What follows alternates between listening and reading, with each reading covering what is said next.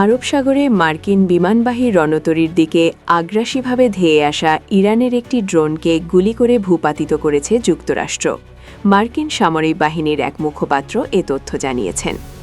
US central কমান্ডের মুখপাত্র captain Tom হকিন্সের বারাত দিয়ে ব্রিটিশ সংবাদ মাধ্যম বিবিসি জানায়, বিমানবাহী রণতরী ইউএসএস আব্রাহাম লিঙ্কন থেকে উড্ডয়ন করা একটি F-35 স্টেলথ ফাইটার জেট ড্রোনটিকে গুলি করে ভূপাতিত করে।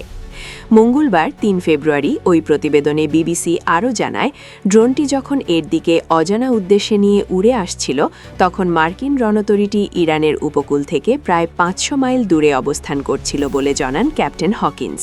তিনি আরও জানান, এই ঘটনায় মার্কিন বাহিনীর কোনো ক্ষতি হয়নি। ওয়াশিংটন এবং তেহরানের মধ্যে এখনও পরিস্থিতি উত্তপ্ত। এমন সময় মার্কিন জনতরীর আশপাশে ইরানের ড্রোনের আনাগোনা নতুন করে উত্তেজনা তৈরি করবে তা বলার অপেক্ষা রাখে না। ইরান যদি এর চলমান পারমাণবিক প্রকল্প সীমিত করতে চুক্তিতে রাজি না হয়, তবে দেশটির বিরুদ্ধে সামরিক শক্তি প্রয়োগের হুমকি দিয়েছেন যুক্তরাষ্ট্রের প্রেসিডেন্ট ডোনাল্ড ট্রাম্প।